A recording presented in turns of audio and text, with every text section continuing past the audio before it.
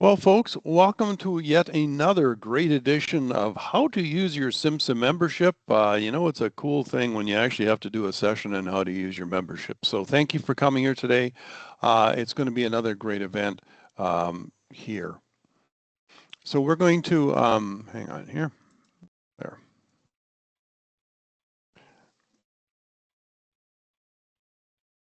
So today's agenda is fairly simple. We're going to a little bit about who SIMSA is, a teeny bit of background information in our events. We'll touch on the Protect Your event coverage that we offer, and I see Alana Watts here from Sutton. That's great to see you, Alana. Thanks for coming out.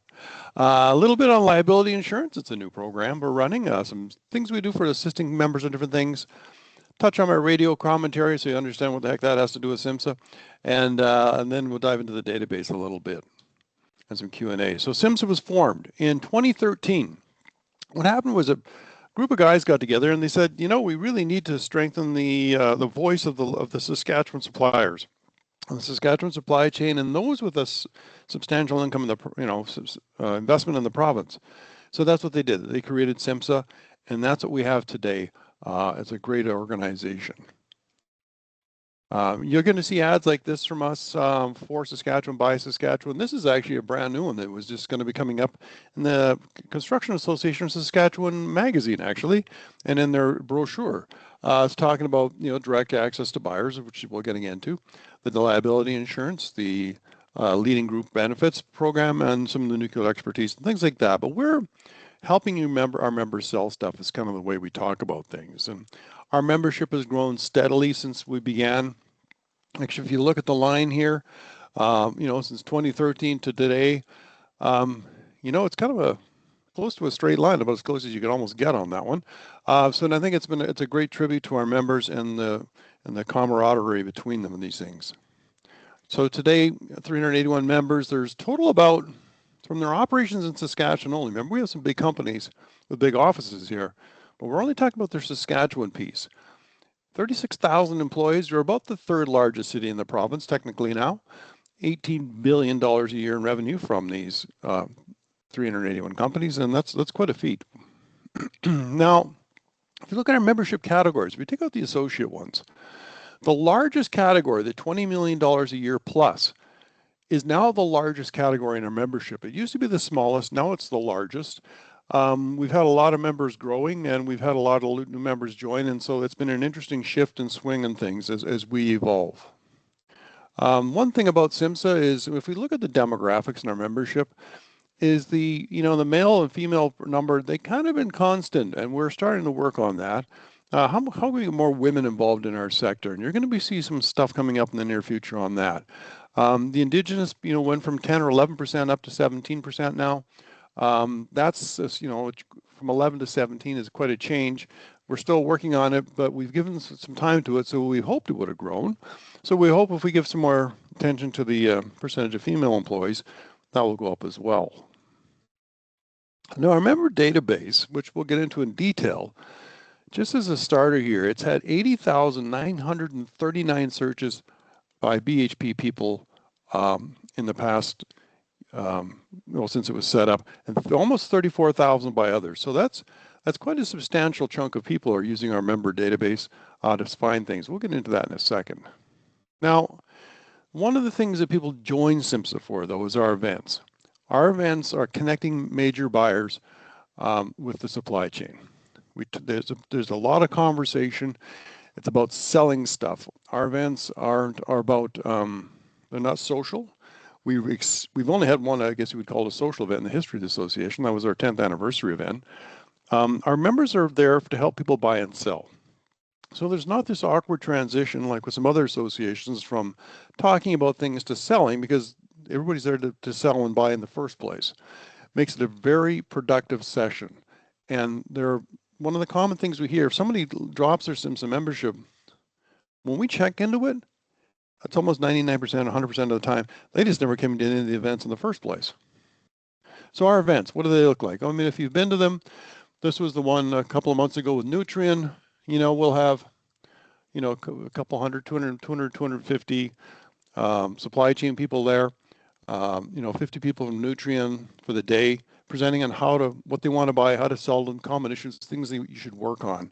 And then half the time set aside for networking. And in all our big events, the nutrient people, or BHP, as you'll see in a bit, they're assigned a seat around the table. You can walk in, see who's seated where, pick who you want to sit with. They're not there for the entire event, but you're going to find them for sure for a little bit before lunch and at lunch and at the breaks. So we try to build these things so people can do business. There is our energy forum we run every year. It's the beginning of October down in Regina, oil and gas mostly in that one. There's the one we did with BHP very recently, very similar to the nutrient one. Look, there's another one. There's the K+S one, very similar again. So that we do buying and selling events. Now, nothing about our membership, though, is that you get first crack at sponsorships and boosts of the mining supply chain forum. Now, that's turning out to be kind of a big deal. The sponsorship went exclusively to SIMSA members. We even had to have a lottery to see who could be a sponsor. And so if you weren't a member, you weren't even in the game for sponsorship. Now, for the booth selection, SIMSA members got a week head start to buy their booths, and they used it quite well, because when they opened up to the public, was it last Tuesday or 2 weeks ago, we sold out in 30 minutes. So 380 trade show booths in 30 minutes. We're looking into the future when we can get dates to expand to get the entire Prairie Land Park building to make it a bigger event. But for now, it's what we have. But membership allows you to get in. So when you see these notes to, come to these events or get in early to buy tickets to the mining supply chain forum or booths, use them. Otherwise, you may end up with nothing. Now, that's the nice part. Another nice part is voting and board participation. Our board is open to regular and open members, not associate members. And we have a nomination process that begins in February, March. We have a list of nominees, and then we have the vote goes out. There's electronic voting, and then the AGM is generally mid-May, and we do the event. Now the board, though, is 9 seats guaranteed for regular members. That's companies with their world headquarters in Saskatchewan, and 3 open members, which up to 3, not guaranteed 3, up to 3. Which means if they get the top votes, well, they can be in, but there's only up to 3 of them. We're trying to maintain the strength of the Saskatchewan-based companies on our board. Now, our staff, you're going to see very shortly here a little wave for some people. So myself, I'm Eric Anderson. I'm the Chief Cook and Bottle Washer is my official title. Some people even call me the Executive Director from time to time. So if you have any issues on anything, feel free to call me, or if you know specifically who it is you want to talk to, call them. But I'm around. We try not to travel that much. We find it's not as productive time-wise. So who else is involved? Well, there's Carrie Jessic. So get her to open her camera up here. There she is. There's Carrie. All the day-to-day business items.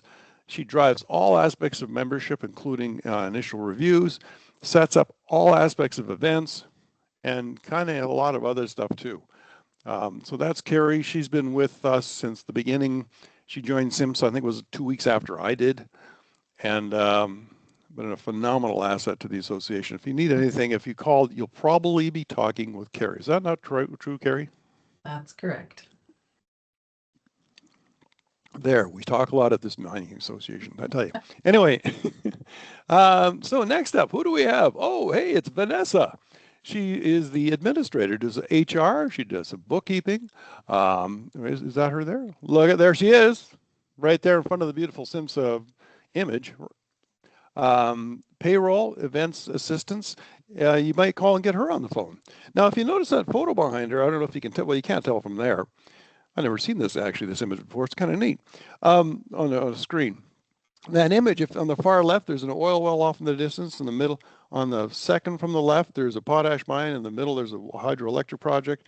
And on the far side, there's kind of a nuclear looking thing. So it's the evolution of the supply chain, what we've been building in our province in that image behind her. But anyway, thank you, Vanessa. How are you doing today, by the way? I'm good. Thanks, Eric. Oh, there we go. There's the voice. Yeah, we know she's real now. Well, thank you.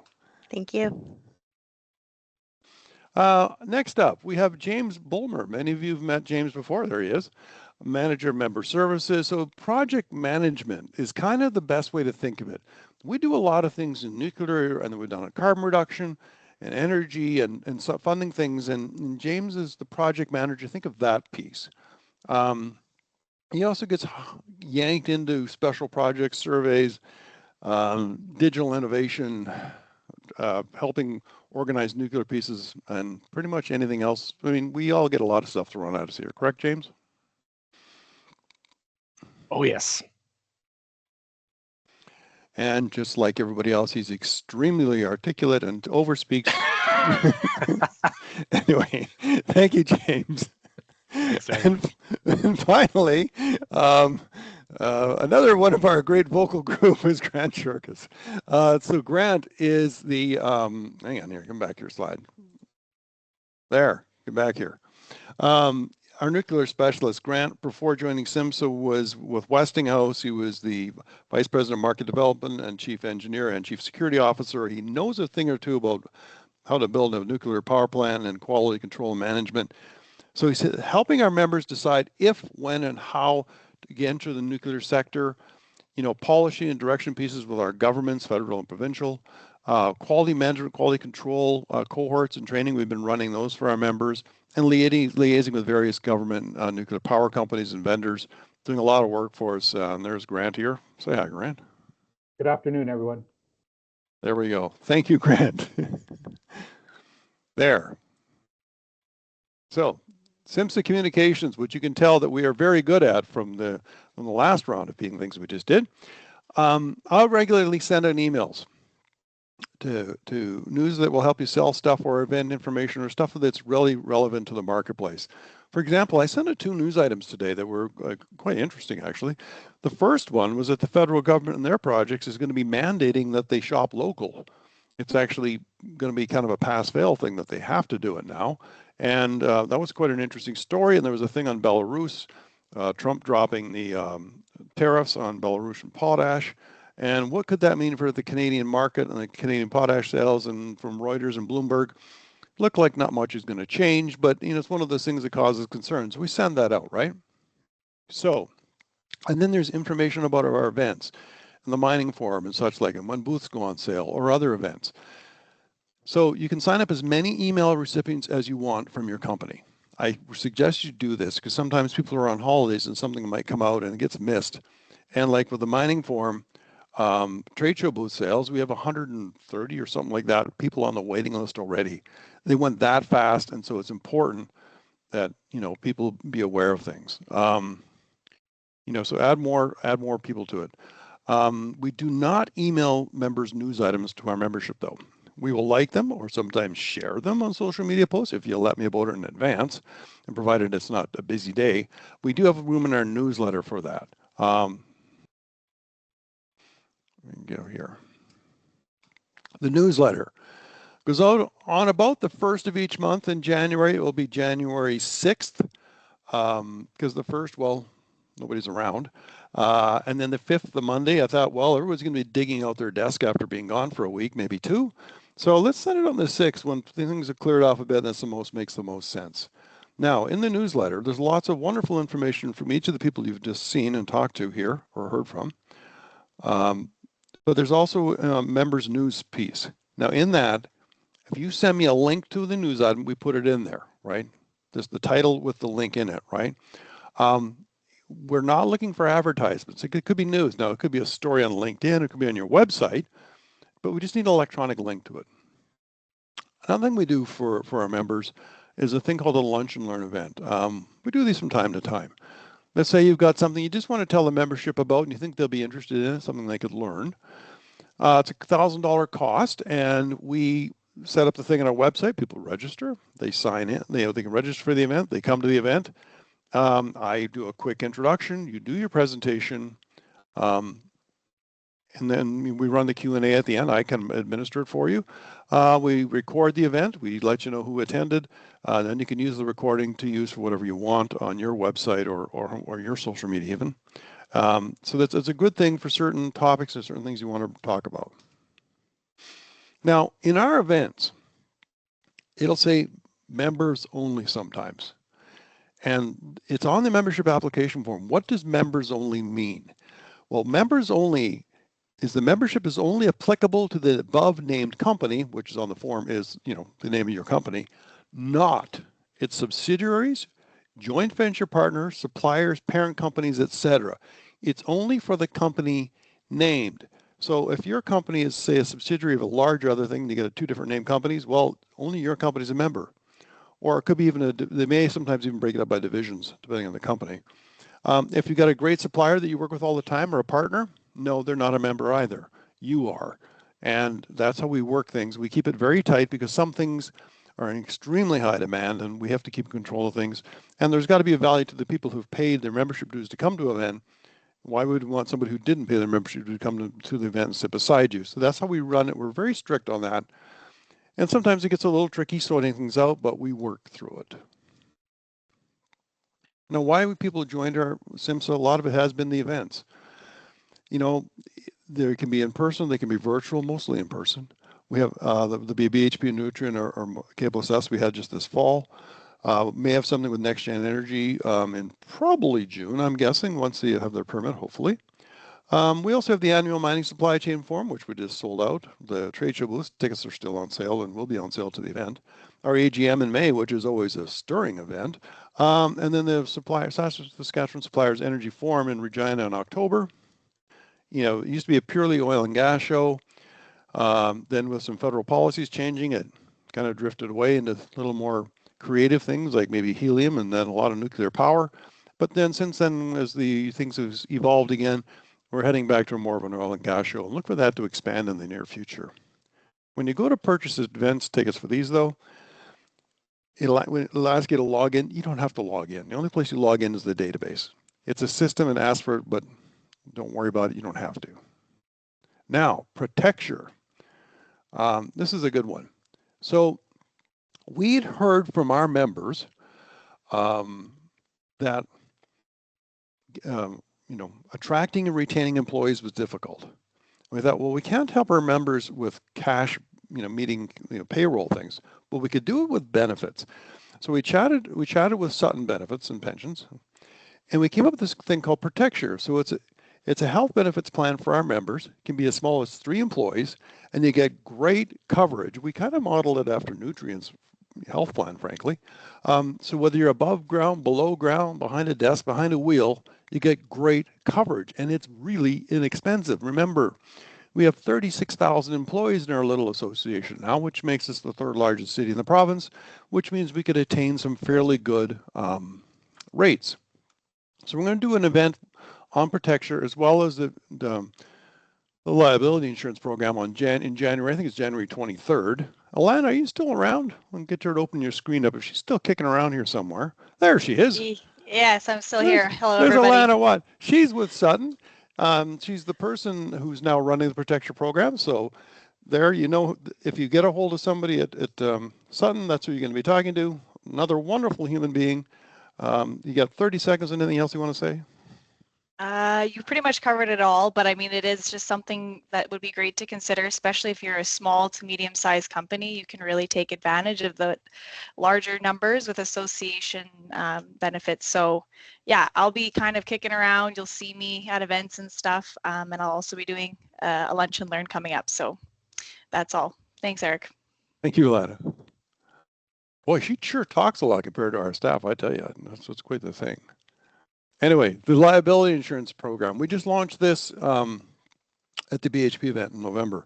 What had happened is we were also hearing from our members that liability insurance was either really difficult to get, sometimes for some companies impossible, or the rates were a lot. It was a huge burden, cost burden.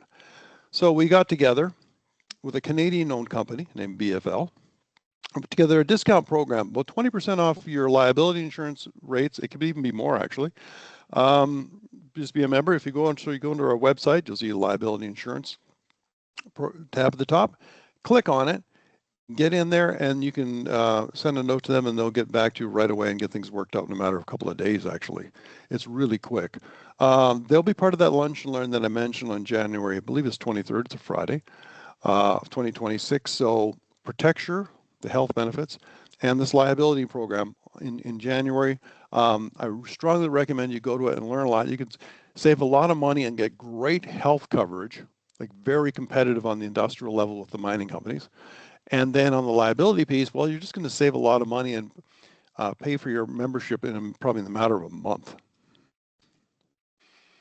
Now, another thing we do is we help with RFPs from time to time. Sometimes things don't go as planned. Now, if you just didn't win the bid, there may not be an issue there that we can really help with. But if the structure of the bidding process evolved and flowed away from the normal business practices or away from the practices of a company, and I start to hear from a member or two or three like, hey, something's wrong here, we've made a call, and we've been usually very successful at it to get things changed. And with BHP earlier on with the database, this was an interesting one. I had a member company call me and say, hey, we didn't get the bid for this product, and we actually manufacture it here in Saskatchewan, and we didn't get asked to bid for it. So I called Hatch Bantrol, and they said, well, that's, sorry, but the thing's kind of closed. It's already been going out. Talked to BHP, and they said, give us a minute. A few minutes later, I got a call back from Hatch Bantrol saying, hey, yeah, we'll send that bid to whoever it was you wanted to send it to. A few minutes later, BHP calls me back again and goes, hey, did you hear from them? I go, yeah, I did. Good, we're going to be scheduling a training program with them. A couple of minutes later, they called me back again. The Hatch Bantrol saying, hey, please, next time that happens, let us know in advance, and we'll work it out real fast for you. Ever since then, it's worked very smoothly. So we can step in if it's a larger group of companies on a bigger scale. But if you got a question, if you think about it, let me know, or maybe we can use suggestions how to work the things. We've seen a lot of things happen as an association, so we might be able to help you out. Now, there's a thing called Prosperity Saskatchewan. It's a daily radio commentary that I do. I write, voice recorded 5 items a week, and they run all for a week, okay? To date, I've done 1,960 episodes, 1,960 episodes to date. I've been doing it for several years. Right now, it's sponsored by the government of Saskatchewan, Cameco, and Nutrien, and it's been sponsored by other companies in the past. This is outside of my work with SIMSA, but it's very complimentary, basically selling the good news of our sector and how things are going. And so, I've been doing it before SIMSA and during SIMSA now, kind of off the side of the desk kind of work.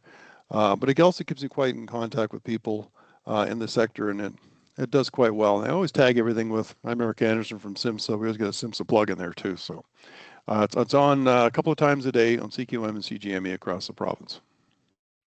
And there's a website, prosperitysaskatchewan.ca, with everything archived. So what else is coming up with SIMSA? Well, you'll see on an email from me the other day, I think it was yesterday, we hired BDO to do a study on payment terms impact. What they're looking at is what's the impact on a supplier if you go from 30 to 60 to 90 to 120 days? And what's the difference though if you're a really big company or a small company or in between? And then, what about if it's an engineering firm versus a guy selling clothing, or you do a lot of earthworks, right? What is the type of work you do is impacted differently. We're going to get that data together and be able to present it to government and mining companies going, hey, here's what it's costing us for these things to happen. We don't like them, and here's the problem. And hopefully with that, we can start to affect some change in these things. We've let them know this is coming, and we're working on it. So some other conversations have already started just because we talked about doing it. On our database, which you're going to see coming up in a minute, we're adding an AI search feature. There's actually one there already, but it's a bit clunky. What I think everybody's looking for kind of the chat GPT thing. So you'll log into our database, well, not you, the buyers. They'll type in, hey, I need a company that does something, and they can get a little more specific and get off track from an actual checkmark thing on the database. And things will be found, right? A lot quicker. Or where we're really trying to work this through is if you're in the defense sector, in the nuclear power sector, you might use a slightly different word. And it may not show up because you've used a different word, but the AI feature will catch it. Because we're getting asked to do a lot of work in defense. If you look at the defense spend now, if they're talking about getting it to 5% of GDP to meet NATO commitments, that the Canadian government will be spending $150 billion a year, $150 billion per year. Saskatchewan's usual take is about 3.5% of that defense spend. That's, let's say, $4 to $5 billion a year in Saskatchewan. Well, that's more than the mining sector spends in this province in a year. Okay, so that's every year. So that's going to be a major thing. It's kind of not quite, but it's similar to the evolution of think in World War II, where auto manufacturers started making tanks, that kind of thing. You're changing the supply chain's work. Now, you still get to do everything else you're doing, but if you want to go into this sector, you can as well. So we're going to be helping our members do that kind of work. In the nuclear power sector, it's very similar. You know, there's billions of dollars in spending coming up. We're working through Grant and James, work in Saskatchewan, work across Canada, and internationally. I mean, just recently, we had visits with people from Kazakhstan, Poland, and Indonesia looking for suppliers. So there's a lot coming up. And that'll get used through the database. Another thing we're working on is adding leading and lagging indicator to safety reporting, so that we don't just look at your safety record. We're like, well, what are you doing to have a better safety culture? Are you actually doing things, right? And there's ways to measure that. And adding an injury severity index, which are things like, you know, it's a lost time, but did you lose time because you're a typist and you hurt the tip of your finger, you just doesn't work, versus you lost your hand, right? There's a bit of a difference, or your arm. So there's an injury severity index on that. We're adding to that, and we're going to be kind of launching a pilot project of that right away through the mining companies and partnership with WCB, and we'll see how this works, and then hopefully really get it launched by September of next year. We've also been working with reviewing and fixing ISN and ARIBA issues. If you're at the BHP event, you would have noticed ARIBA was there doing a presentation. You can use ARIBA for free. There is a version, there's a free version. It works very well. You don't need to be paying them. Use the free version of ARIBA. If you have any questions about it, give us a note. We'll send you the presentation from ARIBA at the BHP event, but that's how those things come about. We're also doing a lot of lobbying federally and provincially. With our partners at Crestview Strategy now, we meet. Last week I met with 4 different senior policy people from four different departments within the Government of Canada, including the head of the Parliamentary Budget Office. So we talk what our members need, what our concerns are. You know, we can't expect Ottawa to do things we want unless we talk to them. So we're talking to them a lot. We hosted the Saskatchewan Conservative Caucus for a shop tour, meeting with the President of Prairies Can and some members on Friday, rolling out new programs, initiatives, things to support our members, and that's all starting to get some traction. So our member database, it's called the Saskatchewan Supplier Database. Only members are listed. It's really a shortlisting tool for procurement. It's a real simple tool. We had the head of Boeing's Global Strategic Procurement was here a couple of years ago. She loved the system because it was just, it answered the simple questions. Do they do what we want? Some broad project categories. Is it in their wheelhouse? Because we ask for your smallest project, your largest project, your average project size, and can we work with you, right? Which was, are you an ISNet or ARIBA or a VETA? Do you have a certain accreditation, right? And then it gets into things, okay, and beyond that, hey, do you have a First Nation partnership? Who with? Or number of First Nations employees, or percentage of, or Métis, right? And women.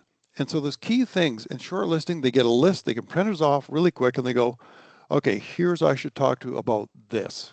And then the AI tool that we're adding enables it to expand, right? So we'll get to show you how this works though. So there's one login per member company. It also contains a major projects list, which is something we create and update all the major things that are coming up and who the key contacts are for these lists. I'll show you that in a second. It also contains a library of carbon reduction documents that James created. There's also a carbon calculator there. This is what it looks like. You can plug in some numbers. You can input data from 10 different locations, a couple of small items off your bill and get your carbon number. And then you can change the location of your building, for example, and say, well, let's put it in Ontario. What happens? And in 10 seconds, you'll know what's the difference in carbon if you had your location here versus Ontario. They have a lot of hydro. It's a really neat system. Now, the database came about because BHP asked us to, frankly.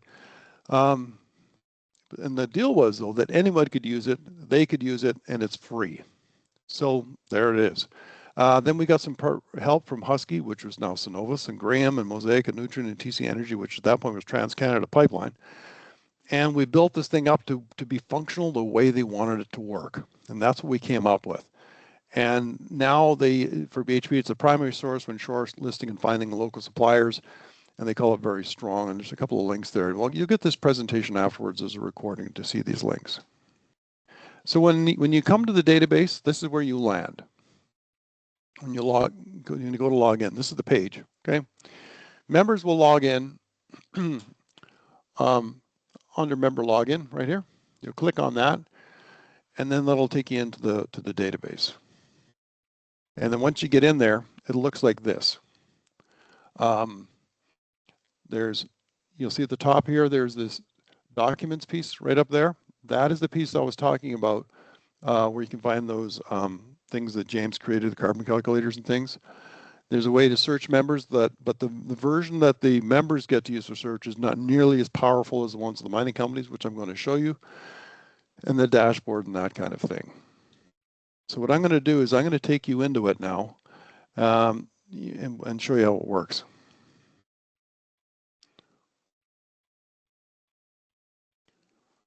So I stop sharing that, and I now add, stop that, and then I go to here. Okay, here we are back on again. Okay, so when the mining company logs in, this is where they go. It's a little different than your view, and you need to see this for a reason. So when they go to search, they can right here, they can click yes or no. Is a global head office in Saskatchewan, which for us is the difference between a regular and an open member, right? They can click that yes or no. Now this is the key piece. They search by technical abilities. So they can start typing in, let's say, mechanical, right? And as soon as you start typing, there's a drop-down menu here of all these different options of mechanical, right? They can go, well, I'm just going to go, I'm just going to look here today, right? So they selected general contracting and piping, and they just hit view results, right? There's the simple answer. Why did I do that? Okay, we're going to try this one more time here.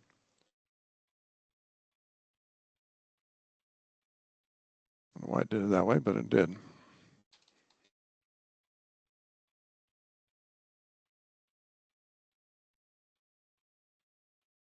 There. I guess I must have timed out, added on the background and timed me out. Anyway, so this is what the screen they'll get.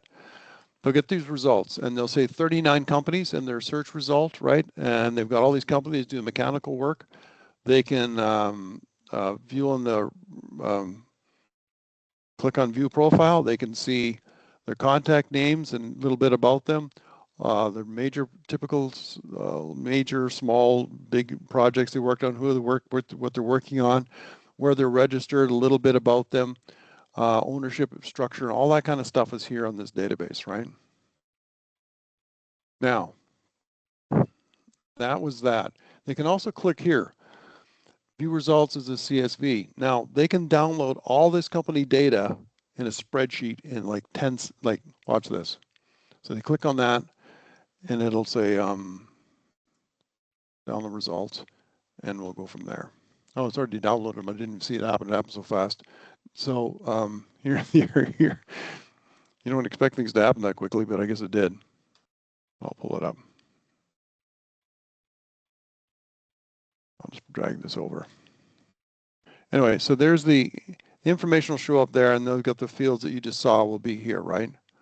Now, the thing is, they can go back and edit their search. Because right now they saw a limit. They can filter it. Let's say they want to say indigenous owner operated. They can filter by that. Yes. Then they review the results. It goes from 39 down to 9, right? Then you go back and edit it again if they want. Then they go down here. What in your spreadsheet, what information do you want? There's all these tabs that have all that information. They can select all of a tab or just one or two of them, right? They can sales, like all that stuff is what they can do. But the key to everything is this technical abilities. So now when you log in, this is your page here. When you go to fill out your profile, you know, like financial reporting and whether you do nuclear or not, that stuff's very easy. It's yes, no, here's what you do. It's this one, technical capabilities.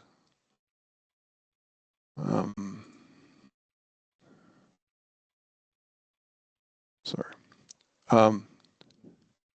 You need to make sure you mark off the ones that you do, right? There's a bunch of them, but it's very important because that's how they find you. You need to mark the ones you do, then they can find you. And that's, if there's only one thing you catch out of today, it's that, because then they can find you. Your name and number is actually automatically populated by us. That's the most important piece. Now under documents here, this is that thing I talked about. You click on that, there you go. There's all the carbon tools that we created. You can see all those there. The carbon calculators for different years, they change there. There's the opportunity list with all the various projects that are coming up. Funding agencies, there's a list of funding agencies there. There's some neat documents for our members in that part of the screen.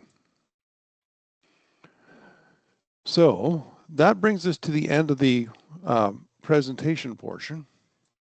So if there are any questions, feel free to either put them in the chat or just maybe open your microphone and talk, whatever you would like. Ready to go.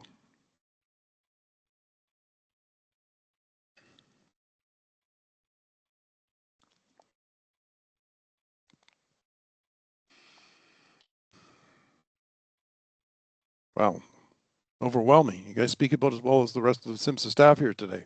Anyway, well, thank you very much for logging in today. There will be an archive of this recording we'll be able to send to our members. And James, do you have anything you want to add? You're good? Okay. There will be an archive of the recording that we'll send out to members with any of the links that are live in it too, so you can pull up any of the documents that we refer to. They are in the PDF version. And thank you very much for coming. Thanks for joining SIMSA. And if you have any questions, feel free to call our office at any time. We're always here, ready to help and glad to help. And tomorrow, well, maybe just work from home. It sounds like it could be a bit of a stormy day.